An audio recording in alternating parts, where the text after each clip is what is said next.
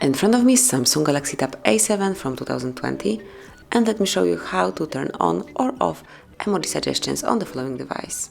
So first of all, you have to open the settings, then find and pick General Management, click on Language and Input, and here you should reach on-screen keyboard.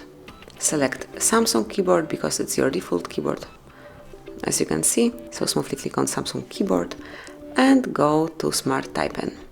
And here you'll notice emoji suggestions. Currently they are active, so if you'd like to turn them off, smoothly click on this feature. Then whenever you would like to have them in your device, if you would like to apply this feature, just click here to make it active. And that would be all. This is it. Thank you for watching. Please subscribe our channel and leave the thumbs up.